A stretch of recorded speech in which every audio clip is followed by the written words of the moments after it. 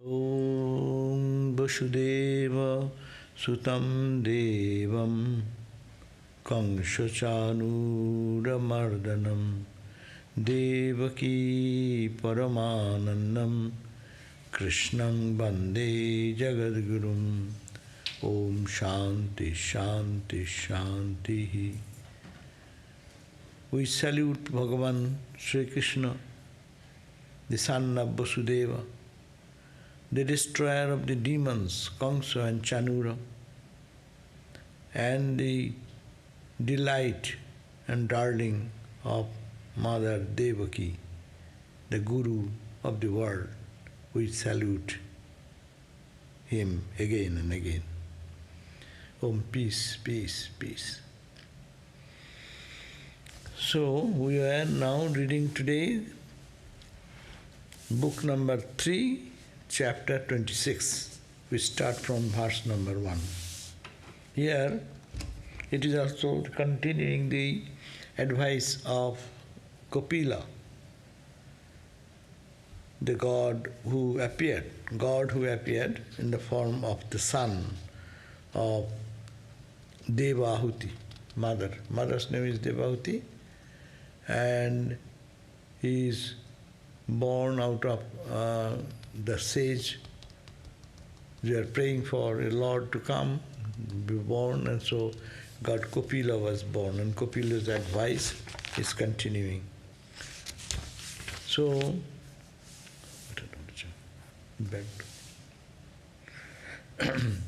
so therefore, this 26th verse, 26th chapter is dedicated to Kapila Upadesa and talking, hey, Ujanana, tell him, this door should be locked.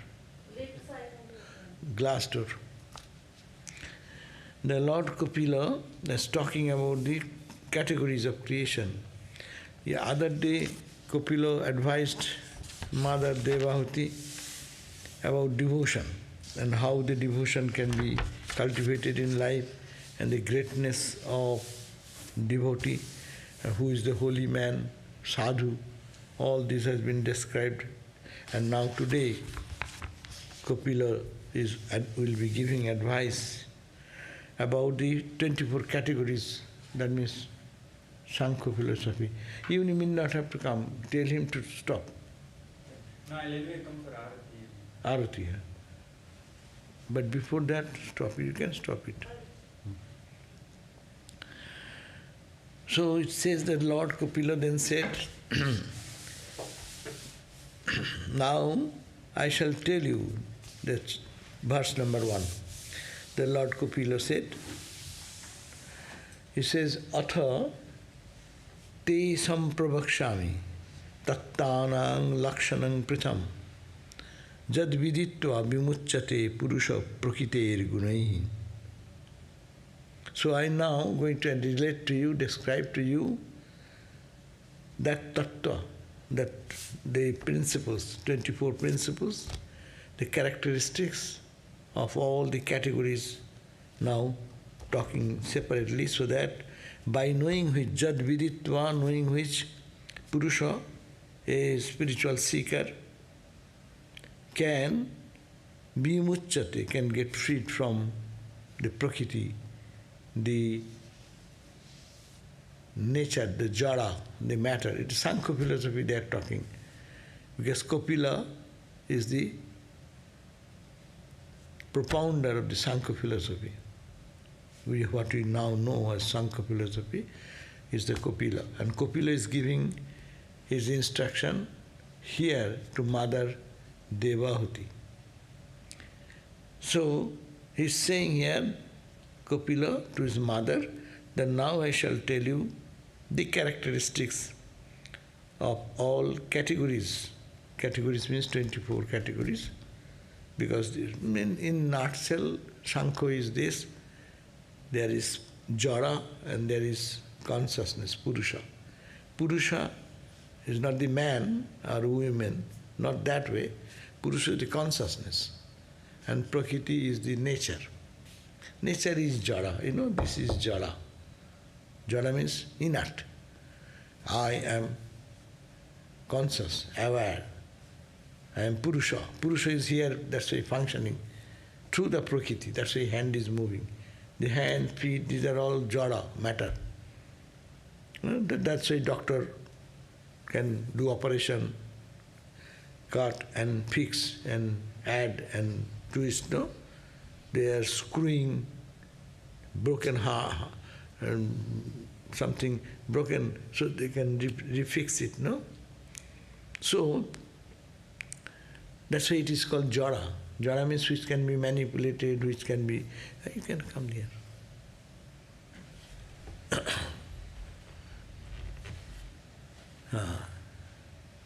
Yeah, you can put it. No. Sit down. So it can be made manipulate. You can manipulate, you can change, but you cannot do anything to the consciousness. So it is said,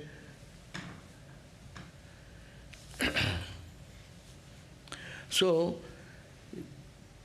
that Purusha and Prakriti, when they come in contact, what happens? It is like the Sri Ramakrishna gave the example, pots and pans are on the oven, and you put all these ingredients there for cooking. It will remain as it is, not function. But when the heat, the Purusha, the heat, consciousness, is added to that, the pot becomes hot, the water becomes heated, the rice, potato, inside, they become hot, they start jumping. Seeing their jump, people may think, oh, they are jumping by their own power. My hand, my mouth, my face, it is all acting. People will think, oh, they are all conscious entity. No. The consciousness from that Purusha has penetrated into the elements. The pan, one element. The water, another element. The rice, another element. And now the heat percolated in such a way, you touch there, you feel the heat. And heat, seeing that heat, you see they are conscious. There no consciousness, it is the consciousness of the Purusha. So when they come in contact, and then this universe of diversity comes up, it's diverse types of actions and reactions happen. So he is saying that now I will tell you about these categories of the 24 categories of things separately, so that you understand. Sankhya means it is a knowledge, sankhayate iti sankha, but which gives the number, that this is one item, this is another item, this is another item. They are all different objects, inert matter, appear to be conscious, being in touch with consciousness. But they are all two distinct, separate items. That's the Sankhya. Vedanta will say, not two different, but it's all one. That's the foundation, is the Sankhya, on which stands the Vedanta. Vedanta's footing is on that. So by knowing this, that Lord Kapila says, Jad viditva, knowing which the spirit gets freed from the disposition of the gunas, of the universal nature. That's from this, our individual soul knows, I am separate. I am separate. I am consciousness only. This hand, feet, eyes, mind, intellect, ego, these are all matter only. It is matter. I am not them. See, same Vedanta principle coming. But the foundation is that here is one consciousness, there is another consciousness, there is another consciousness, there is only Bahu Purusha. That is the point of Sankhya philosophy, is that they accept there are many conscious entities. Vedanta says, how can there be many conscious entities? Consciousness is only consciousness. How can it be many? So they bring their argument, and on the foundation of Sankhya, Vedanta philosophy has built up. 2, verse number 2, Jnanam nisya sartham purushasya atmadarshanam jadahur varneya tatte hridaya granthi vedanam. Now Jnanam, this knowledge which I will tell you, It is nishreyasartham. It is for the liberation of the soul. Purushasya atmadarshanam. And Purusha will know who am I. Purushasya, the inner consciousness, will see its real nature. Jad ahur varneyang tatte. Jad, what is this knowledge? I will then describe to you. Hridaya granthi vedanam. It will separate in your heart. It will be, you will be able to understand that there are two separate identities. So I shall declare to you that spiritual knowledge which destroys the passions of your heart. Here heart means which is connected with the matter and thinking, matter as consciousness. And we grab them and try to hold on to that and live on that and get the suffering which it brings. So it says, I shall now tell you that spiritual, give you that spiritual knowledge that will destroy the passions of the heart and also reveal the higher self of a person and liberates him from the bondage of nature. We are bound by nature, no? Vivekananda says we are bound by nature, nature external and internal, two types of nature. Each soul is potentially divine, Vedanta says, and goal is to manifest this divine within by controlling nature. So we have to control the nature. Two nature is there, internal nature, mind, etc., and external nature, this jara, material, 5 elements, that water, air, fire, space, and heat. Kshiti, earth element, up, water, teja, heat, vayu, air, and space. These 5 elements, we are all composed of 5 elements. It is only permutation. See, we take rice, we take water, drink water, whatever, breathing the air. So these 5 elements are making me alive. And the 5 elements getting in transformation into my flesh, bone, everything is changing me. The whole earth is the trees, plants are coming from the earth, air, water, the 5 fundamental elements. 98 elements, now 110, no? Elements. At our time it was Avogadro's principle, no? 98 elements. So 98 elements, Vedanta was saying, not 98, go to the fundamental 5. Then you can divide it into 98, 110, whatever you do. But fundamentally the 5 elements, that is the cause of all entire creation. Third verse, the Purusha is the beginningless Atman. Who is Purusha? Purusha is beginningless. At Atman, the capital self, is beginningless. And Vedanta will say endless. Right? The Purusha is the beginningless Atman. He is not constituted of the dispositions of the Prakritis, but is distinct from the superior and distinct from and superior to Prakriti. So, what is the definition? Very consciousness. Purusha. Who is Purusha? Purusha is the consciousness. It is beginningless. And second point, he is not constituted. 5 elements are constituted, mixed together.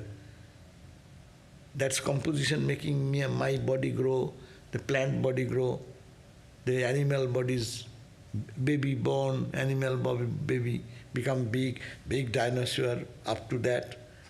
All transformation happening. But Purusha, there is no transformation. It's a high philosophy again.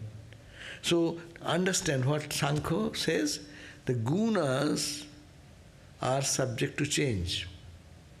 But the Purusha does not change. Look at that. You put rice, dal, potato, etc. in the oven and water, 5 elements, and the heat comes from underground, it makes different types of meals. How many types of meals come out of that? but heat remaining the same. Because it is heat in the oven, this example is very partial. But this Purusha, consciousness, remaining the same, transformation coming not in the heat, but transformation helping to constitute the 5 elements into different forms. And fire remaining the same. Fire remaining unchanged, fire characteristic does not go away. But the changeable thing comes because of the Prakriti nature coming in contact. So it says that he is not, Atman, and he is not constituted of disposition, the gunas of Prakriti, universal nature, but it is distinct from and superior to Prakriti. It is higher than Prakriti. Because if consciousness is there, then it is meaningful. If the consciousness is there, not there, it's meaningless whether there is air, water, fire, space, and what I am missing? Air, water, fire, earth, space. So, this, while he reveals everything, what? Consciousness, Purusha. That consciousness reveals everything in its distinctiveness. Because of the heat, because of the consciousness, we can discriminate, oh, this is air, this is water, this is fire, this is space, no? But he himself is self-revealing and requiring no other revealer. The consciousness does not need anybody to reveal. Consciousness reveals everything, but there is no revealer of the consciousness. Anadiratma Purusho Nirguna Prakite Paro Prattak Dhama Sayam Jyoti Vishwam Yena Samannitam. Vishwam Yena, by which the Vishwa, the universe, is become integrated because of that light. So it says, while he reveals everything in its distinctiveness, he himself is self-revealing, requiring no other revealer. He has brought the forces of evolution together and set them in motion. No. As if everything is in motion because of the consciousness behind, while consciousness does not move. This is a very thoughtful points to remember, no? The consciousness remaining at the background, not changing anyway, giving the opportunity to change and continuously transform from one to the other to the other. 4th verse. Saesho prakriting shukshmang daiving gunamaying vibhu jadrichaye evo upagatam abhya padyato lilaya upagatam abhya padyato. The Supreme Spirit, being approached at his behest by his own subtle divine power, the Supreme Spirit, that's consciousness, being approached at his behest by his own subtle divine power, means Prakriti, constitute of the 3 gunas, Rajas, Tamas and Sattva, looked at her sportively, as it were, and thereby endowed her with the power of the world evolution by impregnating her with his own emanation as the jiva or the individual soul. That means what has happened is it created the 3 gunas, Prakriti. Whether it is gunas or no gunas, we didn't know before the coming of the consciousness. It is all hidden. All the taste of the rice, dal, potato, when you boil, then it comes out something. Before you don't know what is the taste of it. Because of the consciousness, because of the heat, as we create our food of different taste. So see, because of the consciousness behind this, all this diverse world of taste and temperament has been created. Seeing the subtle and divine Prakriti with its constituents of Sattva, Rajas and Tamas, producing various kinds of material bodies.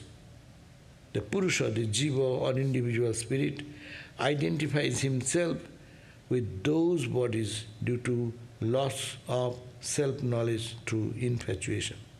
Now what happens? Seeing the subtle divine Prakriti, this Purusha forgets his divine nature. Coming in this contact with the Prakriti, with its constituent Sattvika, Rajasika, Tamasika qualities, producing various kinds of material bodies, diverse creation coming out of that. And then the Purusha, that is the Jiva, Purusha means not the cosmic consciousness, but individual consciousness, individual soul, that Jiva or individual spirit, then identifies himself with those bodies due to loss of self-knowledge through infatuation. So he gets bewildered. That's the caught, they got trapped. So what is this way of freedom? When you know, no, this is Prakriti. I am untouched. This is our Vedanta sadhana. Anything happens, oh, it is happening in the body. I am consciousness. Oh, it is happening in the mind. I am not the mind, I am separate. So, foundation, you see foundation in the Sankhya, that this Purusha, though I am self-conscious, though Prakriti came 5 elements in touch, and because of that connection together, the jada, the matter, becomes so living and no active and attractive. And forgetting that, so you keep identifying with it. Then I identify as if I'll be happy with the creation, with these objects. But you do not know, because of the conscious entity and this jada material, the jada has transformation into sattvika, rajasika and tamasika qualities. And diverse types of things have appeared, and I feel I need to be fulfilled by all these things. But no, you are totally separate, you are unnecessarily identifying. Our whole life's problem is identification, no? See, something is happening. You think that, oh, they are fighting with each other, what's my business, no? And you get involved into it. We cannot give up. We cannot think that I am separate from this. My whole world is a fight of what? My land, my home, my car, my money, my everything. No, those are not mine. I am the conscious entity. Everything what you are thinking, it is the objects you are identifying with and thinking mine. A country fighting with the country. Huh? Nepal, India, China, in the high Himalayas. No? India saying, you have encroached our so much of land. They say, this is encroached. Where is the land division? 2 people, powerful people, fighting with each other, saying, this is mine, this is yours. Russia, Ukraine. Huh? It is mine, I should get it back, and this and that. Where was the partition? Who did that? Ukraine, if the president is exchanged, what they will find? Now Putin goes into the Ukraine. And Ukraine president goes the other way. What will be the picture now? So this is all, it is not mine, but identification with that, creating so much trouble, the horrible situation on. So in our personal life also, identification with the Prakriti, the nature, and not identifying I am that consciousness, all the trouble are coming. Therefore, that's why it will Sankhya philosophy is to separate out, this is called Prakriti, I am the consciousness. Just separate out. Vedanta has another approach. Negate everything, go, there is nothing. And there is nothing means what remains? That is that thing. But here, no, 2 things will remain. Purusha will remain in its own dignity. Prakriti will also remain in its own dignity. Only they will not get interlinked and think that I am the earth element, I am the fire element, I am the water element, no? Or as a mixture of these 5 elements, I am a Sattva-guna person, I am a Rajas-guna person, I am a Tama-guna person, no? And this fight between Sattva, Rajas, Tamas and the gunas and the elements are always going on. So Vedanta is annihilation of all ignorance by negation. Here also negation, but not negation, mostly it is separation. Sankhya means you learn to separate. Separate the Prakriti from the Purusha. So there is always the possibility that today you separated, maybe again Prakriti can catch you. So you cannot get ultimate liberation.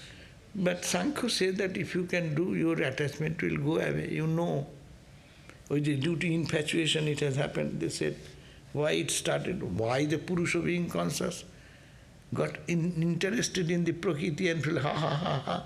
Why it is running like that? It is infatuation. It is your own ignorance, and that ignorance is creating. You need not. It is a separate jada, it has no value. Inert material, what value it has? Water, air, fire, they are jada, they cannot do anything by themselves. With the heat only they can be boiling water, or in the connection with the heat, some compact thing will be built up, no? So many different items of food will have. So, for the Purusha is the center of consciousness in the complex agent-enjoyer relationship. This is the complex relationship. What? Agent, consciousness is the agent, and enjoyer is the ego attached with that production of this Prakriti coming. First generation is the ego generates. So ego, the sense of agency, together with the cause and effect relationship, because of this it has happened, is derived from Prakriti. It is the nature of consciousness is always free. It is light, it is consciousness, it is bliss. But when individual being identifies with the Prakriti, there comes all this suffering. So effect of, because of the relationship is derived from Prakriti, whereas a sense of enjoyment consisting in the experience of both joy and sorrow is derived from the Purusha. All the happenings of joys and suffering, because you are conscious. A dead body does not suffer anything, does not enjoy anything. When the consciousness is identified with the body, this body enjoys suffering, pleasure and pain, happiness and misery, because it is enjoined with this body. So when it does not, this body remains dead body. Consciousness is not inside, so it does not affect. You praise that dead body. Ha ha, you are so great. People cry and weep before them. Dead body does not react. And you bring garland and praise, and you kick the dead body. You abuse the dead body. Dead body does not say anything. He has nothing to do. That is the point in the experience of both joy and sorrow is derived from the Purusha. Then it's all coming because of the consciousness. Don't forget that consciousness. You are that consciousness, not that matter. For the Purusha is the center of consciousness as distinct from Prakriti. Purusha is the consciousness distinct, totally separate than that of the Prakriti. And in Prakriti there are 3 gunas, and the 3 gunas are bringing your I, ego sense, your intelligence, your mind, etc.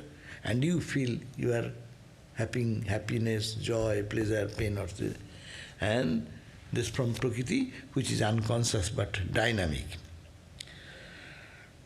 So getting all these 10 verses of the description by Kapila, the mother Devahuti, then she is speaking.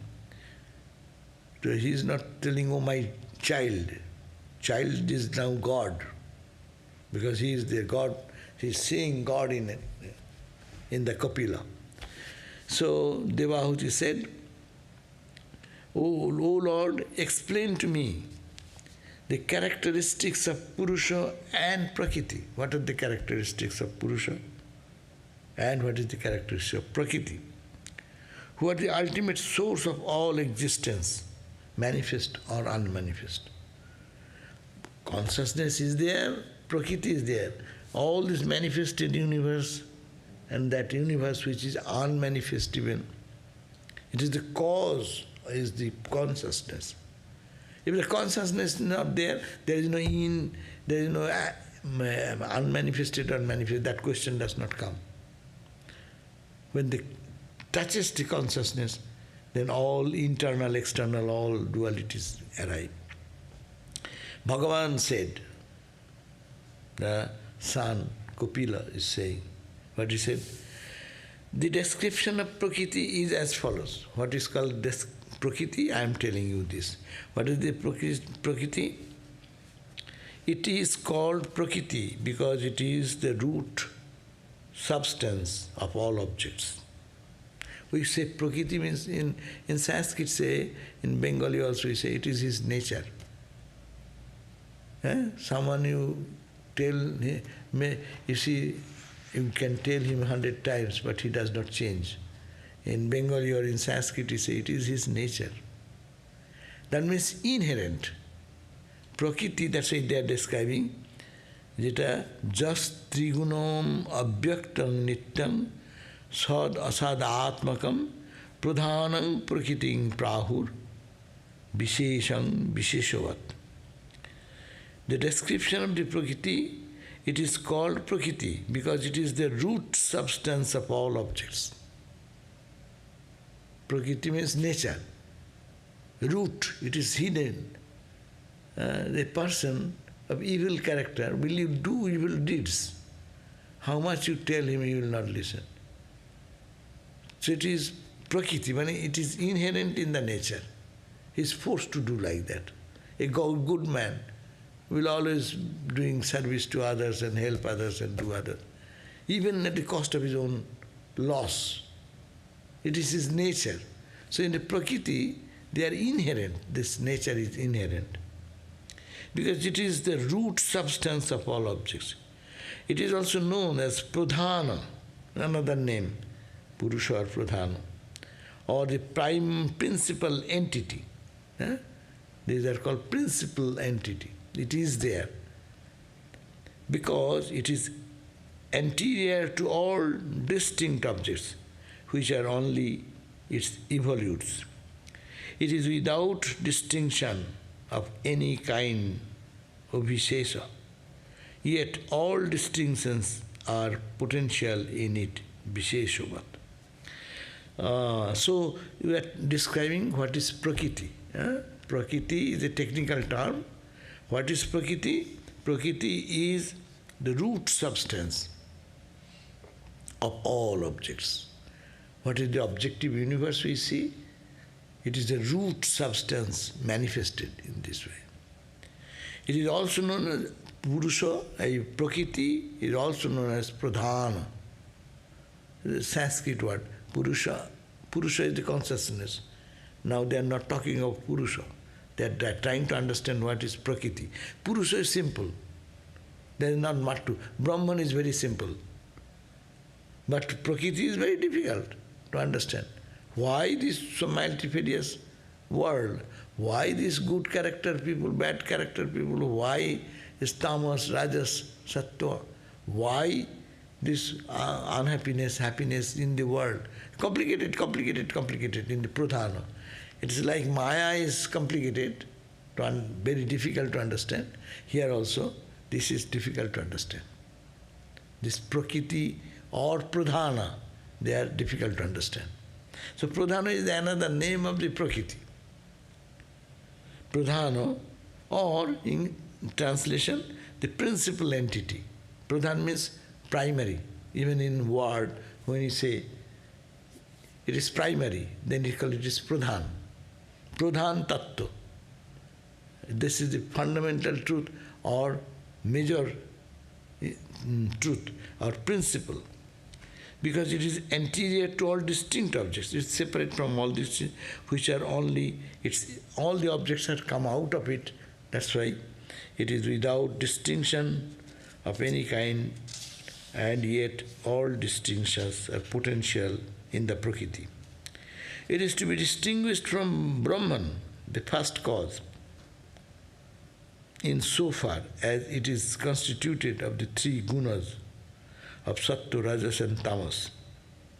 It is imperceptible, not being apprehended by any organs of knowledge, but it exists eternally, as it provides the basis of substance and the substance for all objects in their causal and effectual conditions. See, it is called Bhakti Shastra, no? Bhagavat is very easy. Now you understand how easy it is. It is easy, not when they talk about bhakti, maybe so easy, but it is not so easy. Here all philosophy comes over here. Because the writer is the Vyasadeva, people forget that. Uddhava Gita is easy. Go and read, then you find how easy is it. Because you have to know all the philosophies. So, this is said that Pradhana or Purusha is very fundamental. It is distinguished from the Brahman, the first cause, insofar as it is constituted of the three gunas. It is imperceptible, this Pradhana or Purusha, you cannot perceive it. Because how do you perceive? Through your intellect. But intellect is created by the output of Pradhana. Prakriti manifests, first manifestation of Prakriti is Buddhi, Mahat Tattva. And then from there comes Aham Tattva. Vedanta says first comes Aham, I. Second comes Buddhi, ego, I. Next Buddhi, next mind, next energy, prana, next physical. But Sankhya will say, little change. First will come buddhi, understanding. Then will come ego. Anyhow, this is a too philosophical approach. But even the Brahma, the creator, it is prior to that. So it is distinct from that. It is the imperceptible, not being apprehended by any organ of knowledge. This Prakriti cannot be apprehended because it is a product of Prakriti. Prakriti's manifestation is your sense organs. Prakriti manifests as your intellect, as your ego. But ego cannot know. A child cannot know the birth of the mother, no? The question is like that. Because Prakriti manifests into first Mahat Tattva and then Aham Tattva. But how the Aham will know the Prakriti then? Come to the point. This is the Prakriti. Its product is Buddhi, intellect. Next is Aham. And then next will come 24 principles. But how this Buddhi or Aham will know the Prakriti from which it has come out? So it cannot. That's why your Buddhi cannot know Prakriti. You cannot know what is Maya. You can know Brahman, but you cannot know Maya. Because you are a product of, your knowing is a part of Maya. In Vedantic terminology, I am now talking. Yeah? Ahankar, I know. I is a product of Pradhan, 24 principles. Or what we call the three gunas, no? Three gunas product is Buddhi, Buddhi's product is Ahankar, Sankhya. That this Ahankar, which is I, cannot know this from which it has been originated. Originator can know his product, but product cannot know its origin. Is it clear?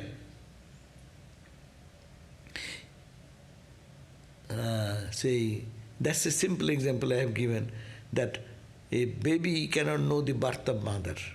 Mother knows the birth of baby. That's why testimony goes, mother gives the certificate. Yes, the baby is born in such and such. If in no other evidence, then mom is there.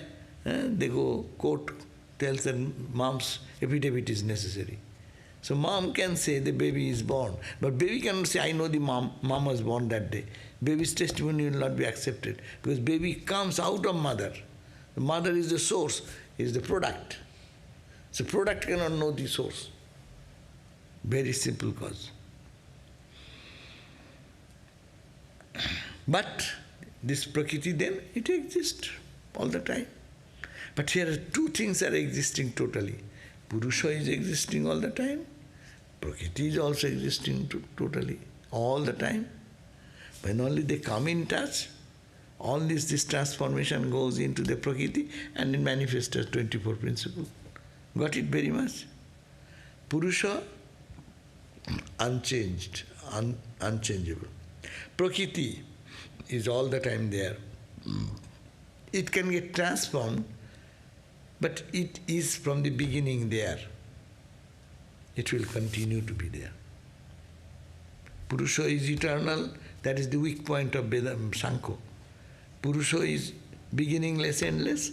Prakriti is also beginningless, endless. It will have to be there all the time. How two entities can be eternal? There comes the argument of Vedanta.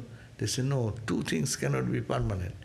One only which gives the validity of the other, that should be the permanent thing. So logical analysis. Now, what happens from the Prakriti, evolutes of Prakriti. 11th verse. Evolutes of Prakriti and time. The evolutes of Prakriti are 24, a 24 cosmic principle. Sankhya philosophy, 24 cosmic principles. What are the 24? Yeah. Earth, great elements. There are 5 great elements. The earth, Kshiti, up, water, fire, Teja, Marut, air, and Bhoma, Akasha. These are the 5. Okay? Remember this, 5 gross elements. Look at that. The earth, air, the space, then heat, fire element, air element, water element. So these are these 5 fundamental things, gross. Without that we cannot live a moment. Now, there are 5 tanmatras. What are tanmatras? Connecting with the smell, taste, touch, color, and sound, etc. Corresponding heat. You can see that, no? That's why earth element, anything comes from the earth, all the fragrance comes. That's why smell. Earth element is connected with your smell. Tongue, water connected with the rasa. Tongue is always watery, no? It is the water element is connected with that. That's why we taste things. Form, Teja, the light, you can see the fire is there, form is there. Color, of Tej, Marut. Smell is connected with the earth element. Water is connected with the taste element. Fire is connected with the form. Then air with the color. And akasha with the sound. So the 5 elements, 5 fundamental elements are connected with the 5 subtle things. What are the subtle? Is perceiving things, which are so called because they form the subtle condition from which the gross elements have come.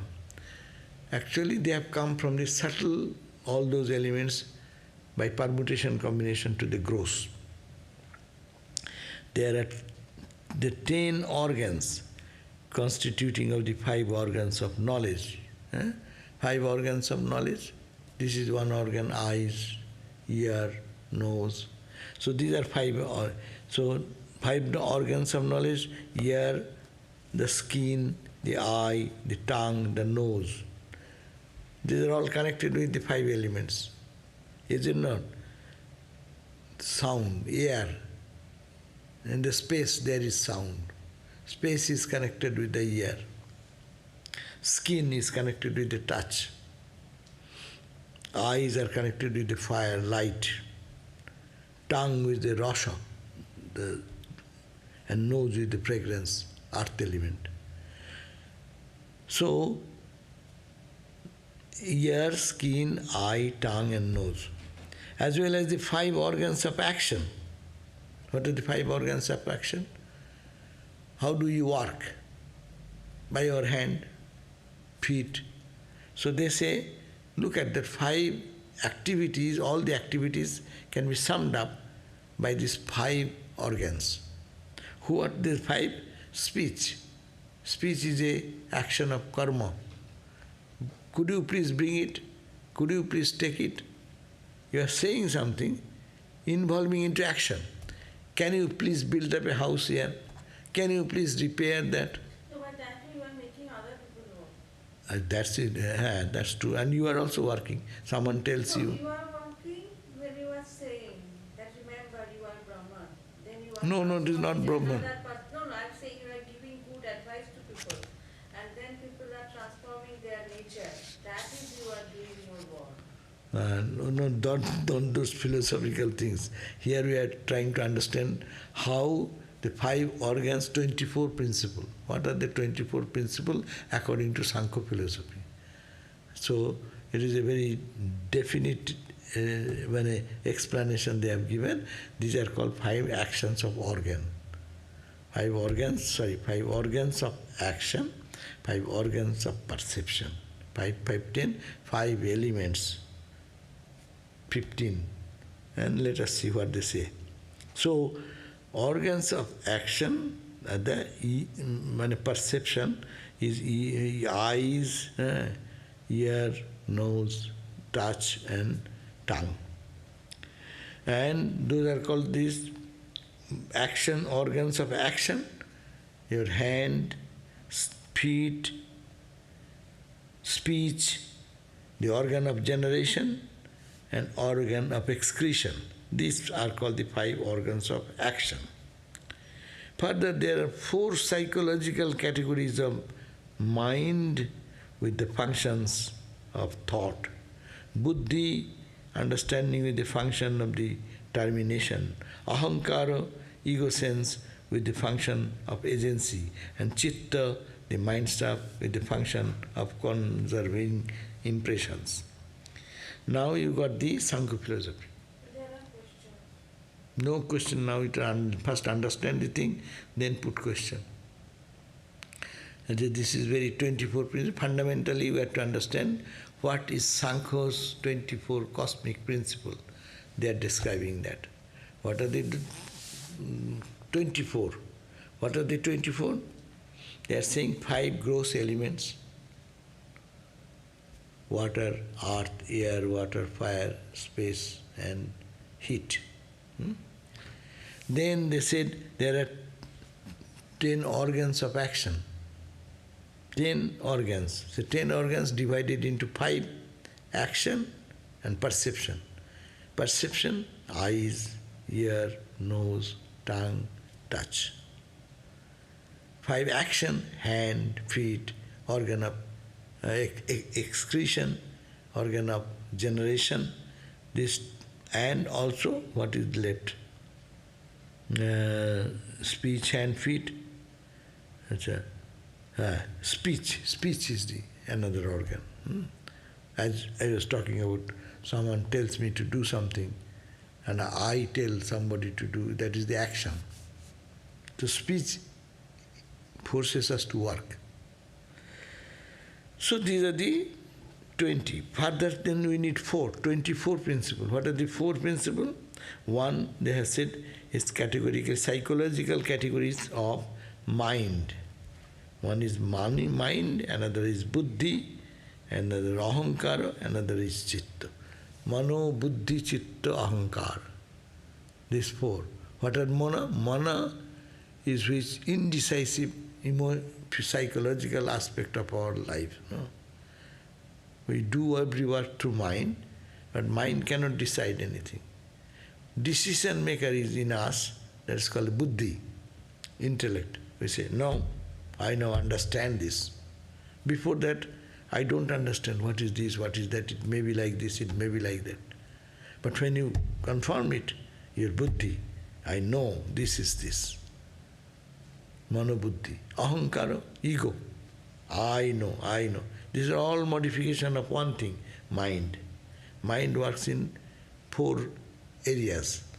Mind, when it cannot decide, it's called mind, manas. When it decides, it's called buddhi, affirming thing. Then it is called chitta, memory. It's a function of mind. Mind remembers certain things. That's the chitta. And ahankara, the ego. These are the four. So you got 24. Okay? Now bolo, what question? People are asking online. Oh, people are asking. Oh. Come on, time, so we'll end here. Right. Yeah, we end here. We are at the verse number 14. We end here. 15 we'll read the next day. I was not looking at the time. Om Shanti Shanti Shanti Harihi Om Tat Sat Sri Ramakrishna Arpanam Astu. Now, one question. Lord Chaitanya is quoted as saying the Absolute is one. It is experienced as Brahman, Paramatman or Bhagavan, depending upon the proceeds used to reach it. Which of the three does Sankhya support? Sankhya, as I said, Sankhya is a foundation of Vedanta. So what Sri Chaitanya is saying, he is in a transcendental state and talking the Absolute is one. It is experienced as Brahman. The ultimate truth is one. You perceive it as differently, naming differently. One is called Brahman, another is called Paramatman, another is called Bhagavan, depending on the process used to reach it. So it has no connection with Sankhya here. Sankhya is the basis of Vedanta. Here Vedanta has been focused by Sri Chaitanya. That is, the Absolute is one, and we experience him in different names. We call Paramatman, we call Brahman. Some people also say Bhagavan, but they are looking at the same truth. So that is a different philosophical stand. So it has no connection there. What is common to devotional service, Brahman and Paramatman, that makes them expressions of the same Absolute and not three separate things. What is common to devotional service? You know, what is devotion? Devotion is love. Simply take it. But love for Saguna, you can love God with form, you can love God without form. When you love without form, you call Brahman. When you God with form, you call devotion. It is a conventional, but devotion is necessary for Vedanta also. Otherwise, why will you love Atman, Brahman, etc.? Why will you think that I am the Atman? Atman is the ultimate reality. You love Atman, you love the self, you love the cosmic consciousness. So that is the point. Common, it is Brahman and Paramatma, them expressions of the same Absolute and not three separate things. What is common? Common is the consciousness. Common is the bliss. Satchidananda is the common everywhere. Sankhya philosophy says, Kapila says these are matter, non-essential. Vedanta says it appears it is not there. When the knowledge comes, what remains? For a bhakta also remains love, joy, and he is in ecstasy, in the bliss. And a Brahmajnani also goes into the absolute bliss. So bliss is the ultimate thing, whether you follow whatever bhakti or jnana. What did Raja Maharaj mean when he said, if we had initiated those people who would have been burned to ashes? If we had initiated those people, is there any risk for it? Oh, here Raja Maharaj says, if I had initiated those people, we would have been burnt to ashes. And that is Holy Mother's power, he is saying. Mother can consume so much of negativity. But Raja Maharaj says, I am not fit to accept such negativities. We are all, what is sin? Sin is nothing but, is there any risk of giving, that's the point. It is question, it is not that everyone is guru of that high stature. Holy Mother can by look take away your all sins. Swami Brahmananda could take away all the sins. Even Sri Ramakrishna, by touch, could take away all the sins. No? Swami Shivananda could take away the negativities of people by being looking and touching. Because they're highly spiritual power. The high voltage is running there. So any small thing can be easily consumed. But ordinary gurus, they give mantra in the ear. They don't have the capacity to take the sin of others. If he thinks I am a guru, then there is danger. If the guru thinks I am the guru, but in our tradition we say Ramakrishna is the guru. He is the Lord, he is the guru, he is Ishta. That's why our gurus always say, think of Ramakrishna. But those who have the sense that I am guru and I am giving initiation and I am doing you spiritually illumined, then you have to take that. And they may suffer. It is the question of association, attachment we are talking about. So only guru of that level, they can take away our sins perfectly. But ordinarily, we have to work on our bad karmas by counteracting with holy name, prayer and devotional practice, all these things. Mantra japa. That's right. But he says, here is so much. Burned means, as it happens, mother fell sick. Even mother, like spiritual giant, when she gave the initiation, it is referring to 4 people came from East Bengal to get initiation. When they came to Raja Maharaj says, I cannot give it. But I have not that power. That means if he gives the initiation, he will be falling such sick. Because all the karma will have to be burnt here. Karma is here. The person would have to do work with it. Karma is here. You take away the karma. You have $1 billion. You make, say, how many millions to give away. Then you will be less than that quantity. No. Because it is happening to the body. Spiritually nothing will happen. Because it is passing to the body. Where is sin? Sin is in the body and mind, not in the Atman.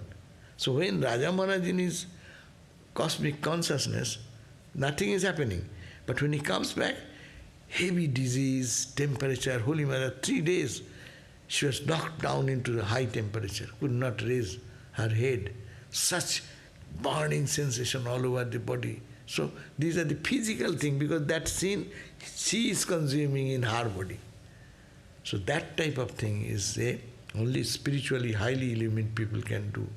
But for normally, gurus give the instruction, traditional instruction, it's called which is coming down from the ages together, that tradition to be handed over to him, so that in that flow he will be liberated. Okay? So that's all.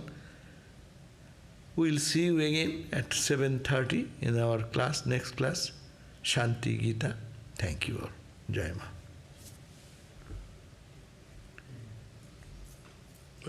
আগে quickly যাও, বন্ধ করে দাও।